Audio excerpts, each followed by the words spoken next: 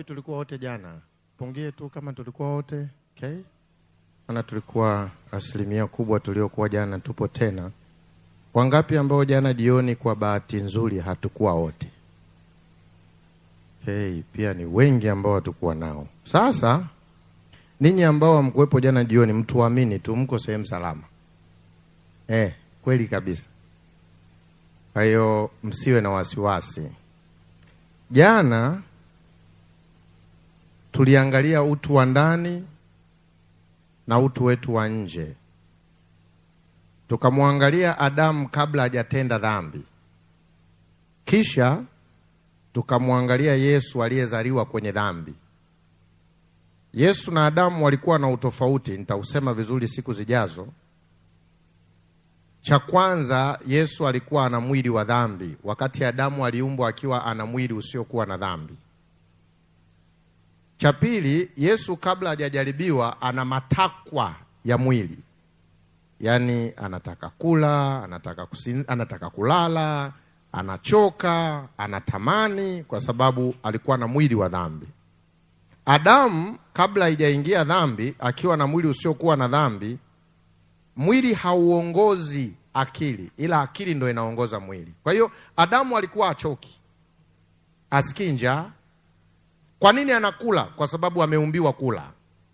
Kwa alikuwa anakula sio kwamba ana njaa. Alikuwa anakula kwa sababu ameumbwa kula. Njaa ni matokeo ya dhambi. Kwa hiyo hata mama yetu hakula lile tunda kwa sababu alikuwa na uhitaji. Biblia inasema aliruhusiwa kula matunda yote kasoro lile tu. Kwa hiyo hakuwa na shida na chakula, ila alifanya maamuzi. Nitasema siku zijazo mbeleni, lakini ngoja nikwambie kidogo ili twende pamoja. Unafahamu kwamba Yesu alikuwa kama wewe? Na unafahamu kwamba Yesu naye alifika umri wa mwanaume avunji ungo Haya. Unafahamu kwamba Yesu naye alifikia kipindi cha kubalee? Unafahamu kipindi cha Yesu pia piskali zilikuwepo? Unafahamu Yesu naye alikuwaga ambassador? Unafahamu Yesu naye alipokuwa anakuwa, wako wadada ambao walimuhitaji yeye. Ndio maana Yohana akatuambia, Bwana we, hebu msinchoshe, nikiandika yote aliyoyapitia Yesu hayatatosha. Unafikiri kipindi cha Yesu hakukuwa na wanawake wenye confidence ya kumwambia Yesu unanichanganya? Unafikiri watu walikuwa hawasikii hata kutengeneza habari za uongo? Akasema, mnamfahamu Yesu Mnazareti, bebi wangu. Alikuwa mtu maarufu mwenye mvuto mkubwa, na wanawake wako weak na hicho kitu. Unafikiri Yesu yeye hakufesi hizo changamoto? Nenda kasome Tumaini la Vizazi Vyote. Maisha ya Yesu hata nyumbani kwao ndugu zake walimistreat sana. Hata wale aliozaliwa nao, wakina Yakobo, hawakumchukulia vizuri, na kuna wakati ndugu ndio waliomjaribu. Kwa hiyo Yesu hana maisha ambayo wewe unayapitia yeye akupitia. Nashawishika, sina uhakika. Ili nalolisema sina uhakika, ila nashawishika. Ili Yesu amuokoe mwanamke na mwanaume, it might be alikuwa anapaswa pia ajisikie anavyojisikia mwanamke. Sina uhakika, ila sizuiwi kufikiri. I am a human being. Nafikiri kama binadamu. Yesu alipitia nyakati ngumu sana, lakini ninachokifurahia hakutenda dhambi. Na kitu kilichonifanya Ukristo wangu ubadilike kabisa na mtazamo wangu wa kiroho ubadilike, kugundua kwamba Yesu alikuwa aombi ili ashinde dhambi. Yesu alikuwa aombi ili aende mbinguni. Yesu alikuwa anaishi Mungu anavyotaka aishi. So deep. Leo sisi tumetenga, tuna maisha yetu tunavyoishi, alafu tuna maisha ya kiroho tunayoishigi. Lakini yeye Yesu hakuwa na maisha yetu na maisha ya kiroho. Yeye alivyokuwa anaishi, aliishi anavyotakiwa. Na ndio maana Yesu haendi kuomba kwa sababu ana matatizo. Haendi kuomba kwa sababu anataka kazi. Ndio maisha yake. Na hakomi. Ndio maana hana dhambi, hajatenda dhambi. Huyo mlimani siku 40 bila kula, mchana na usiku. Sisi leo binadamu tuna misimu hata ya ukiroho. Unajua juma hili watu watakuwa wa kiroho sana. Unaona ile juma tunaloenda Suka, kuna watu hapa wataamka kiroho, lakini nakuhesabia ikipita wiki ijayo wenzetu wanarudi pale pale, kwa sababu sisi tuna msimu. Sasa Mungu anisaidie leo tena, na naomba nisikilize vizuri sana, kwa sababu kuna kitu kizuri sana nataka tuangalie tena leo. Sikiliza, ukiisoma hiyo Biblia yako, be careful. Biblia ina taski kubwa mbili nazizungumzia, mathalan 3, lakini mimi napenda 2. Biblia inatumia vitu vinavyoonekana kufundisha vitu visivyoonekana. Tarudia, Biblia inatumia vitu vinavyoonekana ili tujifunze kwa vitu visivyoonekana. Kwa hiyo kila unachokisoma kwenye Biblia kuwa makini. Je, target ya Mungu ilikuwa nini katika hili? Naomba nikupitishe kwenye mafungu machache, nitayasoma haraka haraka alafu nitakuomba unisikilize. Sikia. Kama mnakumbukumbu tulisema binadamu ametoka wapi, si ndio? Mnakumbuka tulikuwa na hilo somo, binadamu ametoka? Jibu tunalo, alitoka kwa nani? Kwa Mungu. Sikiliza vizuri. Alipotoka kwa Mungu, Mungu akamweka kwenye sehemu maalum. Mungu anasema hivi, Bwana Mungu akamtoa huyo mtu akamweka katika bustani ya nini?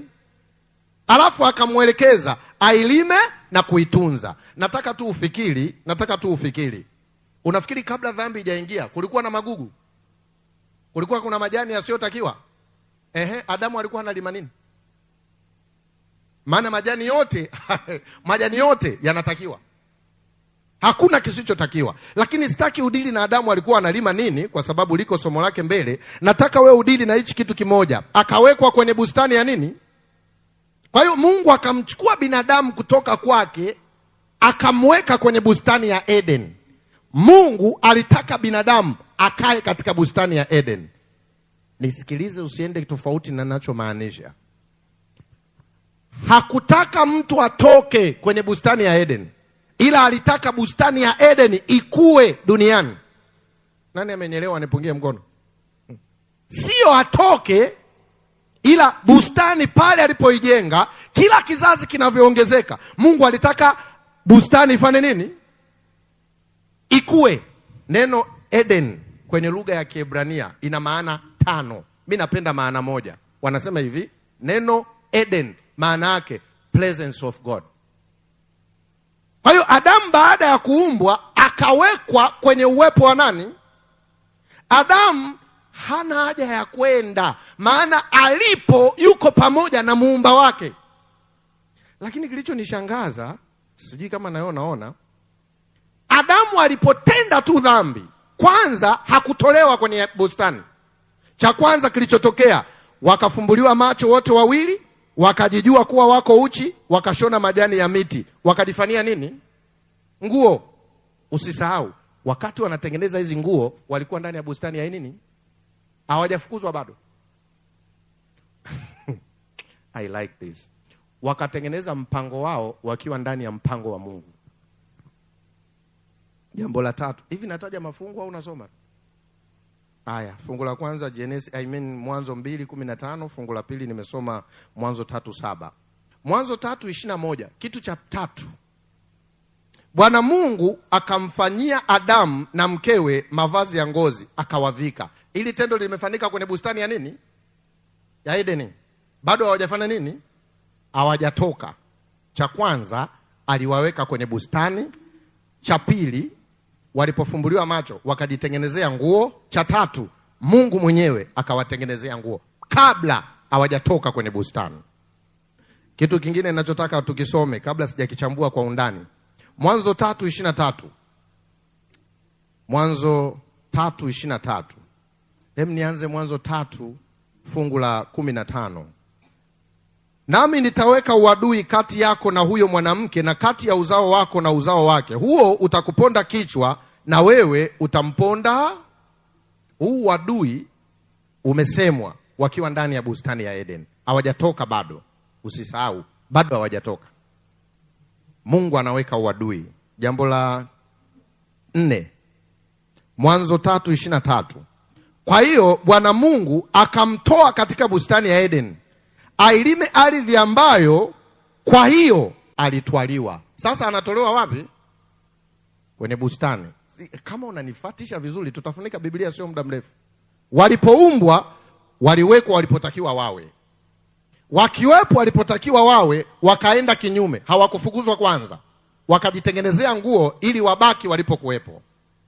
Akaja Mungu hapo hapo walipo, akawatengenezea nguo zingine, zile za kwao wakavua, lakini wakiwa bado kwenye bustani ya Eden. Sikiliza vizuri, wakiwa hapo hapo. Nilipenda wakati nasoma hii kitu, wanasema eti Mungu alianza kumuuliza Adamu, uko wapi? Adamu akamwambia Mungu, samani, nasema kwa maneno yangu, simtukani Mungu, ila nasema kwa uelewa tu ili tuelewe. Mungu anamwambia Adamu, uko wapi? Mungu anamwambia Adamu anamwambia Mungu, acha ushenzi, mwenye tatizo ni wewe. Usiniulize hayo maswali. Mimi usingelinitengenezea ili janamke, nisingefika huku niliko. Afu Mungu argue na Adamu. Mungu anahamia kwa mwanamke. Mama, kulikoni? Mama anasema Mungu, shida ni wewe. Usingemtengeneza nyoka, nisingefikia huku. Muangalie Mungu alivyokuwa hataki matatizo, anaenda kwa nyoka. Nyoka sio kiumbe anayeongea. Kwa hiyo hakuongea naye, ila alimwambia hivi, utatembelea nini? Tumbo. Utakula mavumbi ya nini? Ya ardhi. Yule ni nyoka, kiumbe aliyeumbwa na Mungu, sio shetani. Mungu alipomaliza kuongea na nyoka, kiumbe aliyemuumba, akahamia kwa shetani aliye ndani ya nyoka. Akamwambia shetani, sikiliza, umenichefua, umejenga uadui kati yangu mimi na Adamu. Mimi leo natangaza uadui kati yako wewe na huyo mwanamke, kati ya kizazi chako na kizazi cha huyo mwanamke. Hayo ni maneno ya Mungu na shetani, ila Adamu na mkewe walisikia, na wao wako hapo. Hayo maneno Mungu haongei na binadamu, Mungu anaongea na shetani. Akimaliza hapo, Mungu akaelezea alichokisema kwa vitendo. Akakamata kondoo, Adamu akachinja, akatengeneza mavazi, akawapatia wakavaa.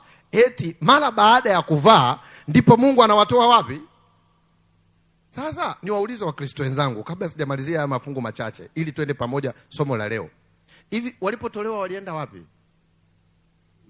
Hilo swali A. Swali B, tunapoambiwa nitakwenda nikimsubiri Yesu, tunaenda wapi? Ngoja niwaambie, in spiritual perspective, na hapa ndio wengi tunamiss. Mungu nisaidie. Hatuendi mbinguni.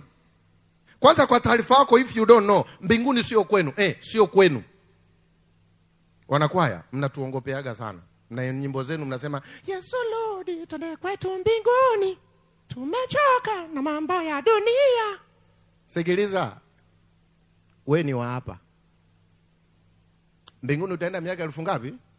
Kisha wapi? Acha kujiongopea. Mbinguni sio. Kumbe tunaposema ninakwenda, nisikilizeni Wakristo wenzangu, katika maisha ya kiroho kuna sehemu tumepotea, tunatakiwa turudi. Mwenye njia ya kuturudisha tulipopotea ni Mungu. Kwa hiyo Mungu anatumia physical kuwakilisha spiritual.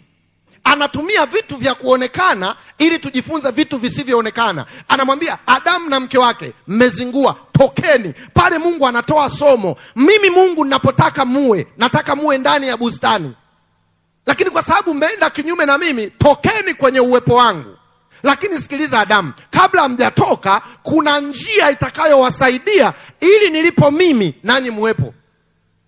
Msifadhaike mioyoni mwenu, mnamwamini Mungu, niaminini nyumbani mwa Baba yangu, kama sivyo ningaliwaambia. Mungu anaongea nao wakiwa ndani ya bustani ya Eden. Anaambia wanangu, sawa, mmezingua, hatuwezi kuwa pamoja hapa, tokeni. Lakini nisikilizeni, kuna njia ya kuwarudisha. Sikia vizuri. Kabla wanangu hamjatenda dhambi, mkiwa waaminifu, mlipewa nafasi ya kujaribiwa, mmeanguka. Sasa ni wadhambi, na watoa huko nje. Nataka mkiwa huko nje niwatengenezee njia ya kurudi, ila inahitaji ufanye maamuzi ya ngapi? Maamuzi ya pili. Ya kwanza mlichagua vibaya, nataka mchague maamuzi ya pili. Sasa hebu twende kiroho, na nimeanza kimwili ili mnielewe. Twende kiroho. Hivi unafikiri sisi tulichopoteza ni nini? Naomba wale watu wa mfano wale tafadhali. Nini tulichopoteza sisi? tulichokipoteza ambacho tunakihitaji. Na unisikilize sana vizuri, somo la leo muhimu sana ujue hichi ninachokisema. Naomba wale watu wa mfano tafadhali. Nimesema tu hivi ili waje haraka. Nini tumepoteza binadamu? Hebu niulize haya maswali wakati wanakuja. Adamu na mkewe walipotolewa kwenye bustani ya Eden, sikiliza haya maswali. Jua liliondoka? Halo? Hawa ni watu kama nyinyi wanakuja tu. Nyinyi kueni na mimi. Jua lilikuwepo, alikuwepo? Lilikuwepo. Mwezi, nuru, matunda. Nini alipoteza Adamu? Nini ambacho ingia. Nini ambacho alikipoteza Adamu? Kitu gani ambacho Adamu alikimiss tunakihitaji? Na Mungu anapotengeneza njia ya mpango wa kutuokoa, Mungu alikuwa Mungu alikuwa anaeleza nini ambacho binadamu tunapaswa tujifunze. Katika kitendo cha kumtoa Adamu kwenye bustani ya Eden, kumweka nje, kabla hajamtoa, kuchinja kondoo, kuwavalisha mavazi, alafu Mungu akasema amekuwa miongoni mwetu, asije akala lile tunda akaishi. Sasa atoke kama jana tu. Naomba msimame wawili pale. Naomba wawili msimame hapa. Sawa, mshike mkono kama jana tu. Wawili naomba msimame hapa. Msiachane distance sana. Mshike tena wewe mwenzio. Na wawili naomba msimame hapa. I think takuwa niko hapa tu ili tusiende mbali. Yeah, you'll help me so much. Asante. Jamani, mnawaona hao? Angalieni kitu ninachotaka mjifunze vizuri. Na Mungu anisaidie uelewe. Kabla dhambi haijaingia, makao ya Mungu yalikuwa pamoja na mwanadamu.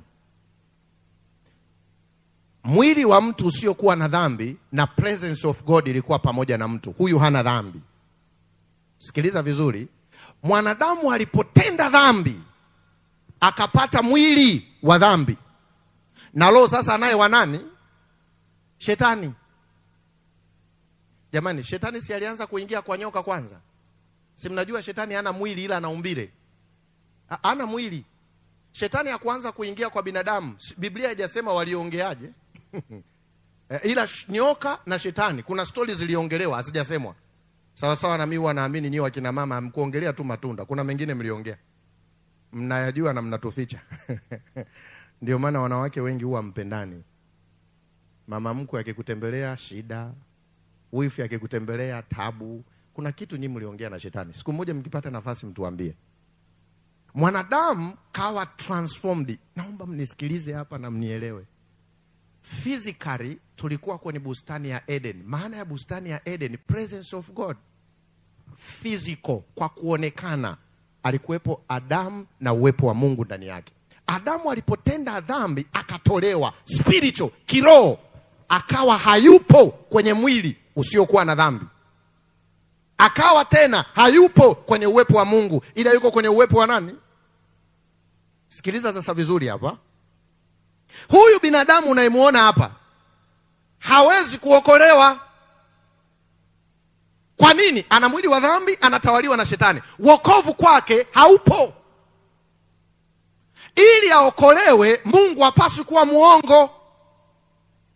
Kwa nini? Kwa sababu Mungu anasema kwa Warumi 3:23 ama 6:23, anasema hivi, mshahara wa dhambi.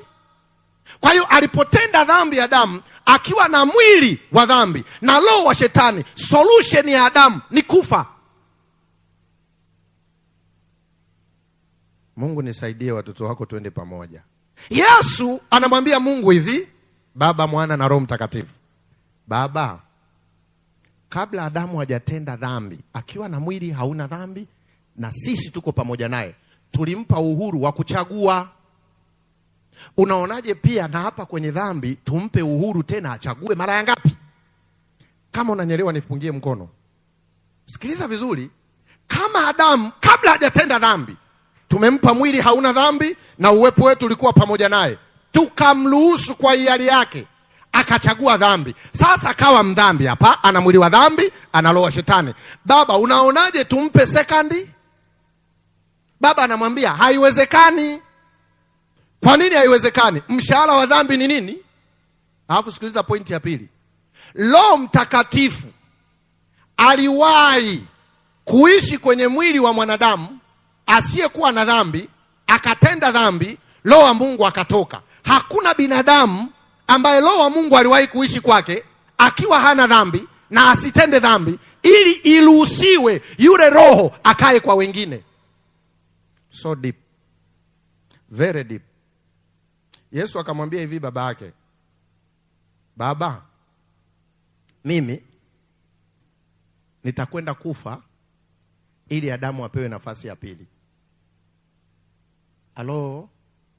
Halo, mimi nitakwenda kufa ili Adamu apewe nafasi ya. Huwa napendaga huu mfano. Mimi ni Mgogo na nimeoa binti wa Kisukuma, kwa hiyo wote ni wafugaji. Kule Dodoma huwa tuna kibuyu tunawekaga mtindi. Nani huko kwao pia wanavyo vibuyu vya kuweka mtindi? Okay? Kumbe wengi. Nimesikia na Wakuria pia wanacho. Ukichukua kile kibuyu ukaweka mtindi, na ule mtindi unataka uunywe na kile kibuyu unakipenda, kwa bahati mbaya kile kibuyu kikaingiliwa na nyoka mule ndani. Kibuyu unakitaka, mtindi unautaka, usiyemtaka ni nyoka. Unafanyaje? Ukimwaga umepoteza mtindi. Yaani hapo mtindi unautaka na kibuyu usiyemtaka ni nani?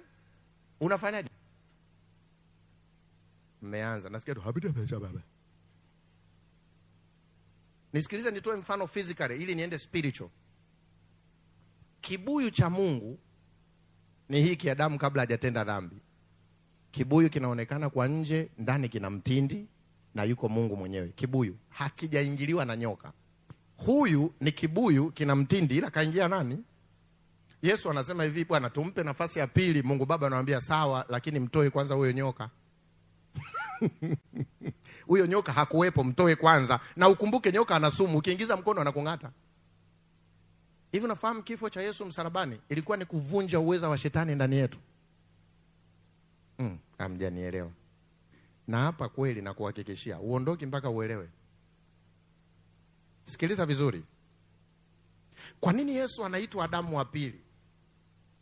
Adamu wa kwanza alikuwa na mwili hauna dhambi na ana roho wa Mungu. Ili tupate Adamu wa pili atakayetuokoa, lazima apatikane binadamu wa pili ambaye ana mwili wa dhambi. Sikiliza hii pointi ya pili. Roho yule aliyekuwa ndani ya Adamu kabla Adamu hajatenda dhambi anapaswa awe ndani ya mwanadamu mwenye mwili wa dhambi. Nani amenielewa? Nipungie mkono. Wachache. Narudia. Kabla Adamu hajatenda dhambi alikuwa na mwili hauna dhambi na ana roho nini? Alipotenda dhambi kapoteza vyote. Kapoteza mwili, kapoteza roho. Lakini Mungu hana shida na mwili, kwa sababu ameshatuambia mwili ulionao hauendi nao wapi? Na unaupeleka saruni, unaulipia 80,000 na uendi nao. Unauvalisha suti za 700,000 hauendi. Utapewa mwili. Kwa hiyo Mungu kwenye mwili hana shida, maana atatupa mpya. Shida iko hapa, roho huyu wa Mungu ambaye Adamu sasa hana. Na ili roho wa Mungu aweze kurudi kukaa kwa Adamu, lazima kwanza apatikane mtu atakayekuwa na huyo roho na ana mwili wa dhambi na asitende. Ndio Biblia inaniambia kwenye Luka 1:35 mwanamke akaambiwa utashika nini? Mimba. Utazaa nani? Mtoto. Kwa uweza wa nani? Kwa uweza wa nani? Mnakumbuka mara ya kwanza roho alipuliziwa kwa Adamu? Unakumbuka kwa mara ya pili roho mwenyewe aliingia ndani ya mwanadamu? Akazaliwa Yesu. Yesu anapozaliwa sasa ana mwili wa dhambi. Ana mwili wa dhambi. Ana roho wa Mungu ndani. Sasa mzee, shuka ngazi ya chini hapa. Alafu wewe kaa ngazi ya juu, mnigeukie mimi. Haya, naomba mshikane. Mwili wa dhambi, nyoosha mkono juu. Mwili wa Yesu wa dhambi. Kati yenu mwili alikuwa nani? Mmesahau. Haya, wewe mwili, huyu roho wa Mungu. Mwili wa dhambi, nyoosha mkono. Jamani, huu mwili wa nini? Haya, wewe geuka hivi. Alafu weka hapa. Hivi. Mkae sawa sawa. Haya, mwili wa dhambi, nyoosha mkono juu. Roho wa shetani, nyoosha mkono juu. usiache kumshika. Mshike tu na mkono huu, nyoosha huu. Huu mwili wa dhambi, shusha. Huyu roho wa nani? Naomba unisikilize, kuna kitu kizuri nataka ukijue, kitakuweka huru. Mchana nitakwambia kwa nini Yesu aliweza kufa akatuokoa, lakini sasa hivi wakati Yesu anaenda msalabani kufa, mwili wa dhambi, achana na roho, piga hatua mbele. Achana na roho wa Mungu, tembea uje hapa. Huu ni mwili wa dhambi wa nani? Ukaja kwenye mwili wa Adamu ambao una mwili wa dhambi na una roho wa nani? Sema shetani. Yesu akamtoa nyoka ndani ya kibuyu, pandeni mkakae kule juu. Akafa msalabani. Akafa. Sasa hivi Adamu ana mwili, ana anayemtawala.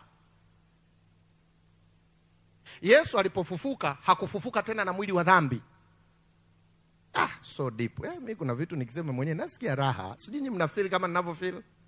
Yesu anapofufuka, mwili wa Adamu ni upi hapa kabla ya dhambi? Mmesahau.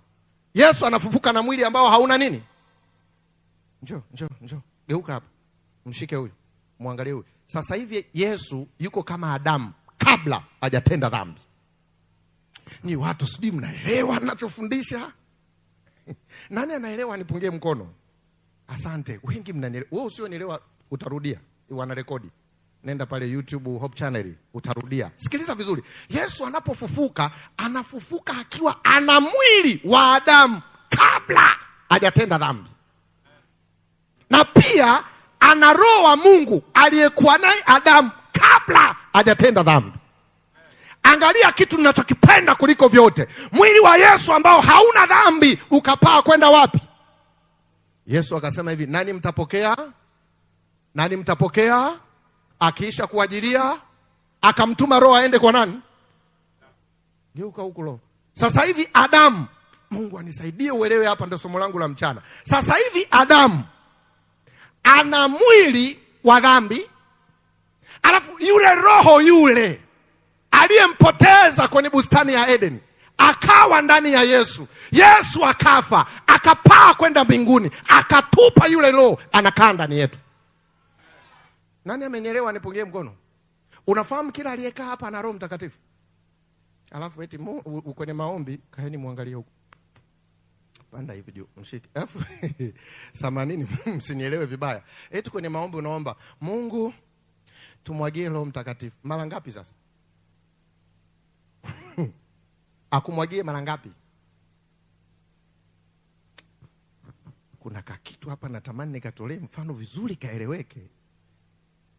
Yesu alikuja kuruhusu kilichopotea kiweze kurudi ndani yetu. Mchana nitakwambia, lakini ngoja nikugusie kidogo. Yesu akiwa duniani alifufua au kufufua? Swali, nani alifufua? Yesu kabla ya kufa, njoo. Yesu kabla ya kufa. Mwili wa Yesu wa dhambi na mwili wa dhambi. Njoo. Shuka chini hapo. Wewe ndo roho Geukia huko. Msiende kwa mwisho. Sogea huko kwangu kidogo. Yaani shuka nigeukie mimi huko. Baba kaa huko juu. Umemuonea? Baba rudi chini. Wewe panda huko juu. Samahani mzee wangu. Na nyinyi kaeni hapa tumalizie. Mchana tutaendelea na nyinyi, na msikose mchana muwepo. Kuna tofauti kati ya binadamu wa sasa hivi na Yesu kabla ya dhambi. Tuna tofauti. Yesu kabla ajafa msalabani na binadamu baada ya Yesu kufa, tuna tofauti? Hatuna. Kwa nini? Tuna mwili wa dhambi, tuna roho wa Mungu aliyekuwa ndani ya Yesu akatupa. Baada ya Yesu kufa, akafufuka na mwili usiokuwa na dhambi, akapaa kwenda mbinguni. Yesu kabla, mnashushaje mkono? Yesu kabla ajafa msalabani alikuwa ana mwili hauna amnielewi. Ana mwili una dhambi na ana roho nani? Swali, tuna tofauti? Ondoka na hili swali mchana wa leo, shusheni. Kama Yesu alikuwa na mwili wako wa dhambi na alikuwa na Roho Mtakatifu, hakutenda dhambi, kwa nini wewe unatenda? Mnaweza mkaenda. Mbona mnaninunia? Mnaweza mkaenda. Asanteni. Naomba niulize tena hili swali na unisikilize vizuri. Usikurupuke. Naogopa sana. Kinachonifanya naogopa, sina uhakika kama naeleweka. Watu wa Mungu, mnanielewa?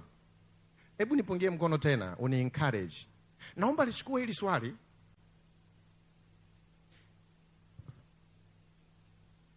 Kuna vitu mimi naogopa kusema, sasa sijui ni mtanielewaje. It's okay. Kati ya Yesu kabla ya kwenda msalabani na Yesu msalabani, yupi tunamhitaji zaidi?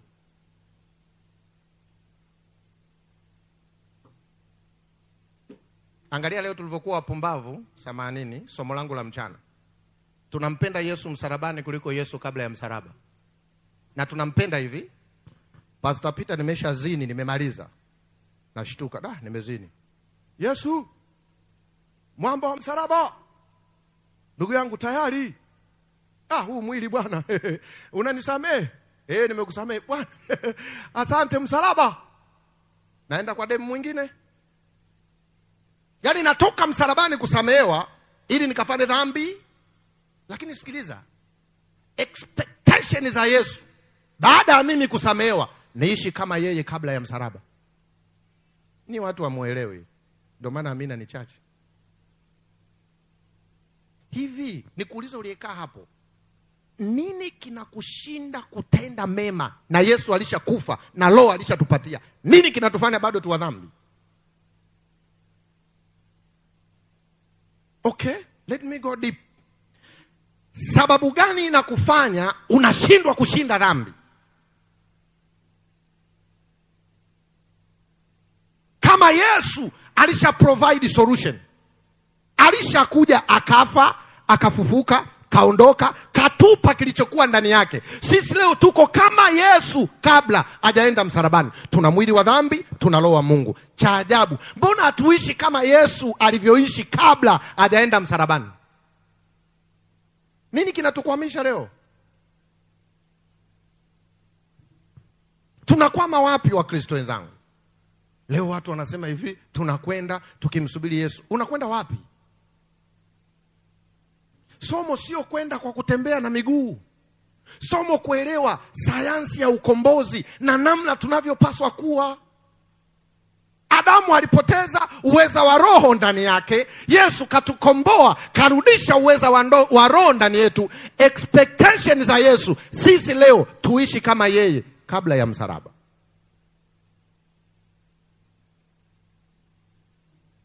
Pale nyumbani kwangu miaka ya nyuma, mimi nadea kusema mimi, lakini sijui wenzangu, mke wangu ni wa kiroho sana kuliko mimi kabisa. Yaani nikimwangalia yule mama amenizidi. Okay, nisieleze kuhusu yeye, lakini nieleze ninachotaka tujifunze. Siku moja alinishauri kitu. Tulikuwa tunaamka asubuhi tunafanya ibada na familia. Siku moja akaniambia, mume wangu, wewe historia yako unanihadisiaga ukuwa Mwadventista. Mimi nimezaliwa kwenye hii imani. Tuna tofauti kati ya mimi na wewe. Ambia ndio, hebu nisaidie kuelewa. Tusipokuwa makini, watoto wetu watapotea. Nikamwambia, mke wangu, unamaanisha nini? Akaniambia, sikiliza baba, wewe umetoka kwenye takataka, unajua thamani ya Waadventista wa Sabato. Watoto wetu wamezaliwa na sisi, asubuhi kuna ibada ya alfajiri, jioni kuna ibada, kila robo ana lesoni, kila Jumamosi kanisani. Lakini wewe unakumbuka babako na familia yako walikwambia ukienda kanisani wanakufukuza? Nakumbuka. Ulienda ukwenda? Nilienda. Walikufukuza au kufukuza? Nilifukuzwa. Mtoto wetu huyu Christabella wanaokuwa hapa nyumbani, unafikiri wana mahusiano na Mungu au wana mahusiano na dini yetu tulionayo? Nikashtuka. Ndio maana nawaambia kweli, sioni haya kusema mke wangu wa kiroho kuliko mimi. Na nimejiambiaga huwa somo lolote nikijifunza naanza kumfundisha yeye kwanza. Na ananisaidiaga sana. Sikiliza vizuri. Akaniambia, baba, kuanzia leo hatutamwamsha mtoto yoyote kwa maombi, aamke kwa kutaka kwake mwenyewe. Nikashtuka. Sema sawa. Kwenye ibada ya jioni nikatangaza kama baba kwamba kuanzia leo hatumwamshi yoyote, ila saa 11:30 ibada. Tukaamka na mke wangu saa 11:30. Tukaanza kuimbia sebleni. Tuliimba nyimbo 2 zikaisha. Hakuna aliyetoka. Nikamwambia sasa mke wangu, tukaimbie mlangoni kwao. Tukaenda kwenye mlango na kuna nyimbo zinakela Bwana asubuhi, na ukutane na mtu anaimba hizo nyimbo na hana sauti kama mimi. Tukaimba kwa kukela. Yaani tunapandisha kii Bwana asubuhi kucha. Watoto hakuna hata anayefanya ha ha ha. Tukarudi sebleni, tukafanya ibada, tukamaliza, tukarudi chumbani. That day ilikuwa sio siku ya kazini. Tuko chumbani, ngambia mke wangu, for the first time umenifundisha kitu kikubwa sana. Sikujua kwamba watoto wetu ni wapagani. Hivi unajua tuliziimba hizo nyimbo kwa wiki za kutosha, amna naye amka. Siku moja firstborn akaniambia, baba hivi siku hizi kuna maombi? Nikamwambia kweli mama, kila siku sisi tuna maombi asubuhi. Mbona mtuamshi? Nikamwambia mama mahusiano yako na Yesu hayahusiani na sisi. Wewe kama unamheshimu na kumpenda Mungu, utaamka mwenyewe. Saa 11 kasoro namsikia mwanangu anaimba sebleni. 11 umai kuamka afu unashangaa. Nikashtuka, nikamwamsha piskari yangu, mama unamsikia mwamba huko nje? Tukatoka tunamkuta firstborn yuko sebleni anaimba. Tukadakia na sisi, na ukuwa muda wa ibada. Ilikuwa ni saa 11:30. Yeye alianza 11 na sisi tukadakia hapo. Kumbe yule dogo aliyebaki chumbani ana mtindo, kumbe anamkaga na muangalia mwenzie yupo katoka. Dogo akamka papa akamcheki mwenzie hayupo. Hayupo kama hayupo hapa sasa ngoja na mimi niende. Tukaona mtu naye anakuja.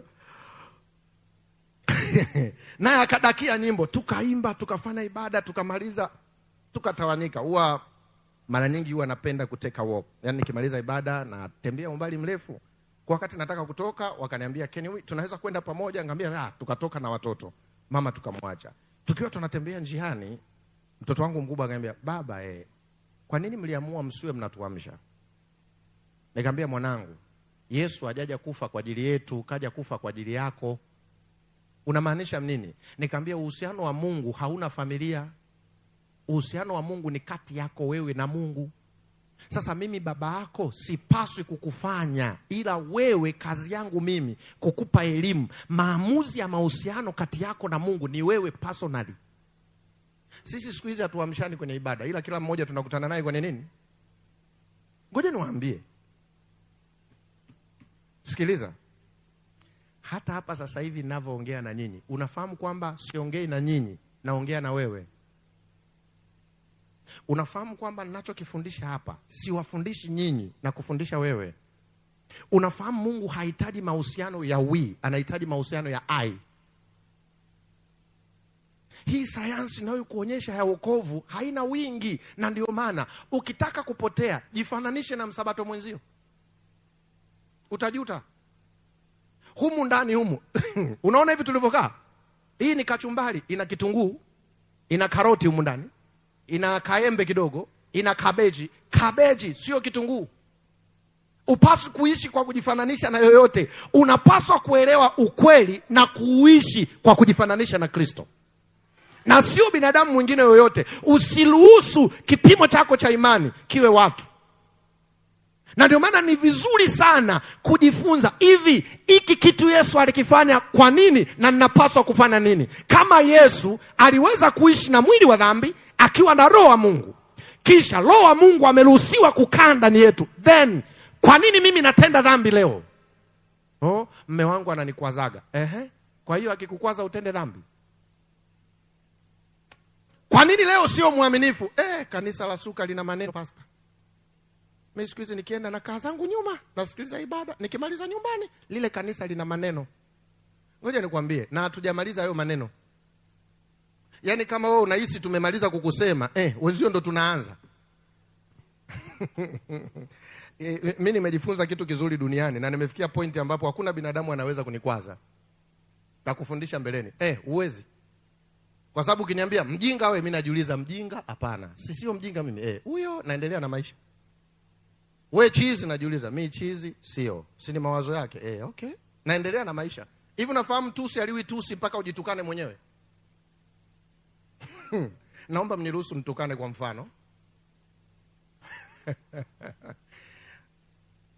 Mke wangu akija akasimama hapa mbele akaniambia, mme wangu wewe ni mwanaume suruali. Swali, mwanaume suruali anakuwaje? Suruali si nguo anaovaa mwanaume. Amekosea mke wangu uniambie mimi ni mwanaume suruali?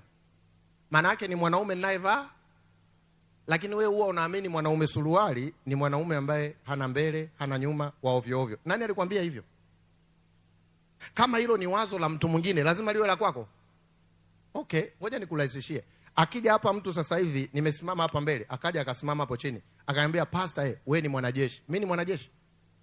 Napaswa nipambane naye? Napaswa nimtukane nimrudishie? Najijua sio nani? Naendelea na nini?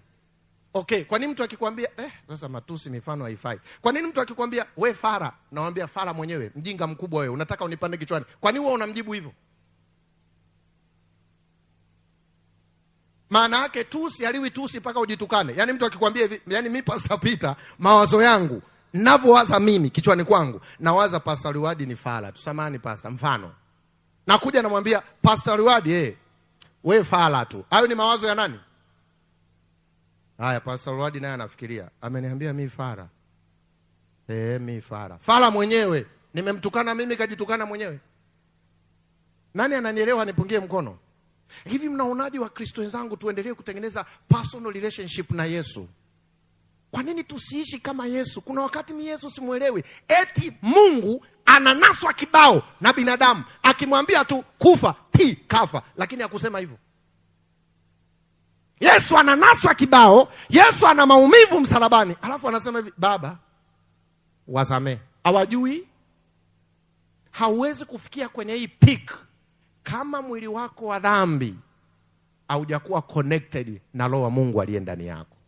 Kama umenielewa somo la jana, kumbe kufanya maamuzi kwa kutumia akili, maana yake ni kusalimisha akili zetu kwenye uwepo wa Bwana. Tendo hilo alifanyiki nje, ila matokeo ya hilo tendo ndio tunaona wapi? Nje. Mahusiano yangu na Mungu hayapo nje, ila matokeo ya mahusiano yangu na Mungu yaliyo ndani ndiyo yanaonekana nje. Leo sisi tumekuwa Wakristo wa matendo ya nje, lakini ndani hatufai. Ukifika kanisani ndio unajiweka sawa. Samanini wa kina mama, Ijumaa jioni ndio naanza karibie karibie, huku tunafumua Sabato tamu nini, kesho kanisani. Jumamosi una Mungu kanisani. Jumapili unakuaga na nani mwenzetu? Jumatatu unakuaga na nani mwenzetu? Alhamisi unakuaga na nani mwenzetu? Mimi nikuuzie wazo na kuuzia wazo. Hakuna kitu kizuri duniani. Kama umenielewa somo la leo, hitaji lako sio watu. Hitaji la dhati la moyo wako ni kuyaishi maisha aliyoishi Kristo kabla ya msalaba. Kwa kuhakikisha zawadi ya Roho tuliyepewa ndani yetu ana control na kutawala akili yako. Na ninakuhakikishia hapa kwa herufi kubwa, Wakristo wenye tabia hiyo ni wachache duniani. Trust me. Ellen G. White anasema kuna makanisa yatakosa wawakilishi mbinguni kabisa. Kwa nini? Kwa sababu wengi wetu hatuishi kile Mungu anachohitaji tuishi. Sasa ombi langu mchana wa leo, ombi langu, tuishi maisha ya Yesu kabla ya msalaba. Tuishi kama Yesu alivyoishi. Mchana nitakuja kukuambia unapokwenda msalabani kuomba nini kinatokea na unapaswa kufanya nini. Ndio maana nikasema kitendo cha Adamu kutolewa kwenye bustani ya Eden ilikuwa ni kitendo cha kuonyesha uweza wa Roho Mtakatifu uliokuwa unaishi ndani yetu haupo tena. Na ukisoma Biblia yako utagundua wakati Mungu anawaambia wamtengenezee mahala, alitumia neno gani? Fungu langu la mwisho, fungua kitabu cha Kutoka 25, fungu la mwisho kwa sasa.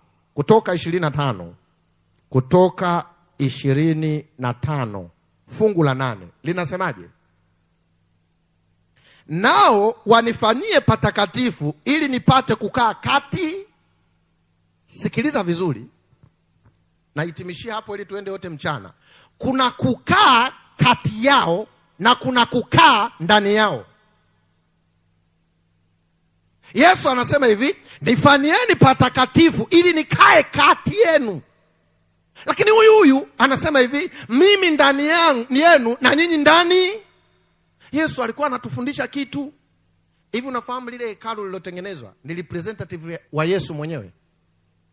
Yesu alikuwa anasema hekalu likae, mimi nikae kati yenu. Maana yake mimi Yesu nitakuja kati yenu, niishi na nyinyi, muone nitakavyoishi na nyinyi, muone nitakavyotumia uwezo wa Baba. Lakini nawahakikishia nitakapokufa, nikifufuka, nitawapatia aliye ndani yangu, kabla sijaenda kufa akae ndani yenu, ili ninyi pia muishi kama nani? Bwana Yesu asifiwe. Sasa tufanye tu tathmini fupi kisha tuombe. Wewe unavyojiona sasa hivi, unaishi maisha gani? Ya Adamu baada ya dhambi, au ya Adamu baada ya Yesu kufa? Hebu angalieni maisha yetu, nifanye tu tathmini na wewe. Angalieni maisha yetu leo. Leo ndani ya kanisa hao wanakwaya wabigwa, unaweza kukuta hiyo timu ya wanakwaya, kuna wanakwaya wawili hawaongei, wamenuniana tangu mwaka huu mwezi wa 4, ila wanakuja mbele kufanyaje? Na wanamuimbia nani? Na wanavyoimba wanatuchekeaga, Yesu anakuja, na tabasamu, ila mwenzie afanye nini? Aongei naye. Wamenuniana kabisa, ila ni Wakristo na wanasema wanasafiri kwenda wapi? Hivi unafahamu sasa hivi shetani hangaiki sana na sisi kwa sababu sisi wenyewe ni shida. Hebu tujiulize, Yesu aliishi maisha ya hivyo? Kristo Yesu aliishi hivyo? Alikuwa na mtu aongei naye? Alikuwa na mtu ananuna naye? Leo kuna watu, kuna vitu tunaona ni nomo. Yaani tena kuna mshiriki anaweza akakupa jibu mpaka ukaenda kujiangalia kwenye kioo. Yaani unaweza ukamwambia kitu akasema kumbe wewe hujui upande wangu wangapi? Kumbe katika Ukristo wake ana pande ngapi? Kwa hiyo inategemea wewe unakuja upande. Namsihi sana Mungu atusaidie juma hili, kwanza kuuelewa huu ukweli. Cha pili, tuuishi huo ukweli. Wangapi wanaungana na mimi wakisema hivi, Yesu tusaidie. Tusaidie sana. Namna Roho Mtakatifu alivyokaa ndani yako, na umetuheshimu sisi wanadamu. Ulikufa na mwili wa dhambi ili sisi tuokolewe, na ukatutamkia kutupatia uweza wa kutuwezesha.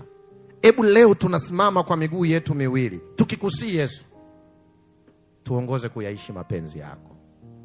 Tusaidie kutumia akili na fahamu zetu kusimama katika mwelekeo sahihi ambao mbingu unadhamiria kwa ajili ya wokovu wetu. Kama ndilo hitaji lako, simama rafiki yangu, na usisimame kunitia moyo. Simama kama unadhamiria moyoni na kusema hiki ndicho ninachokihitaji. Naomba niulize swali la mwisho tunapokwenda kuomba, la mwisho ila kwa umuhimu. Yawezekana kati yetu kuna watu tu sio kusimama tuombe, lakini moyoni mwake anasema, Pastor, nahitaji kupiga hatua mpya kwa tendo ya wokovu kwa kubatizwa. Kama yuko mtu wa hivyo anyooshe mkono nimuone mahala alipo. Kama yuko mtu anayesema, Pastor, si tu kusimama, lakini nahitaji ubatizo ili nianze upya pamoja na Bwana. Kama yuko mtu wa hivyo, naomba mahala ulipo nyosha tu mkono ninapoomba nikuombee. Naangalia mkono ni uone, ili ninapoomba nikuombee. Nimenisaidia wachungaji wenzangu, yawezekana mimi nisiuone. Nyosha tu mkono, uzidi kichwa. Nyosha tu mkono juu. Wachungaji naomba walionyosha mikono, nenda muachukue, msoge nao hapa mbele tuombe pamoja nao. Nenda muachukue tafadhalini, viongozi wenzangu, nenda uachukue. Kila aliyenyosha, usishushe mkono. Bakisha mkono wako juu mpaka utakapochukuliwa mahala ulipo. Kuwa na ujasiri, hata usiogope. Mchungaji atakupatia mkono, mzee wa kanisa atakupatia mkono, atakuchukua, utakuja hapa mbele tuweze kuomba pamoja. Njoo hapa mbele, tuanze mianzo mipya pamoja na Bwana. Karibu hapa mbele.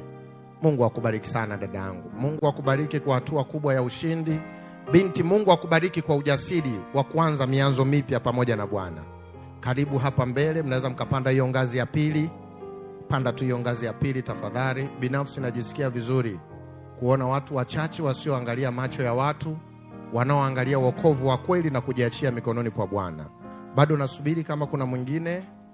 Naomba mpande tena ngazi inayofuata.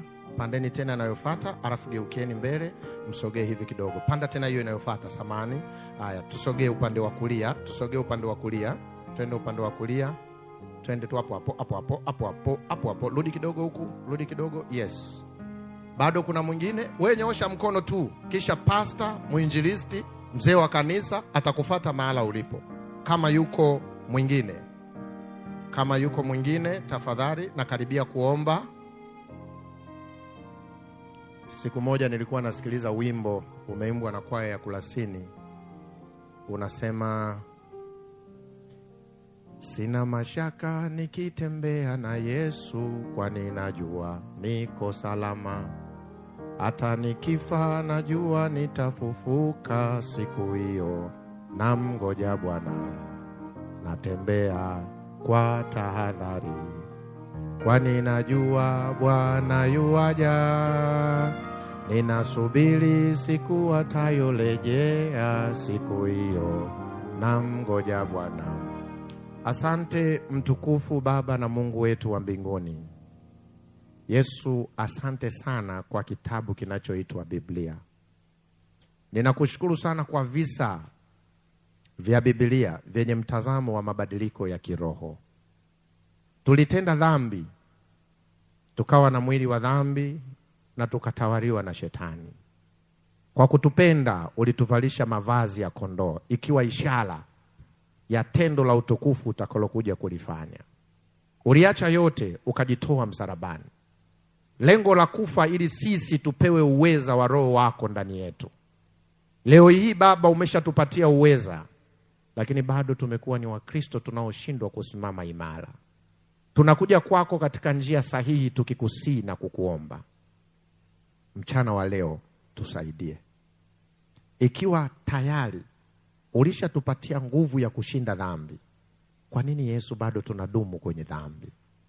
Namwombea kila aliyesimama kwa kadri unavyomfahamu ndani yake. Tusaidie, tusamee, tutakase, tuongoze kuanza kuyaishi mapenzi yako. Wako waliojitoa hapa kwa ubatizo na waweka mikononi mwako. Watunze, walinde, watangulie mbele, wawezeshe na ukawafanyie kila lililokuwa jema. Asante tunapoahirisha kipindi hichi, ukawe nasi tena kwa ajili ya baadaye. Katika jina lako Yesu tumeomba. Amen.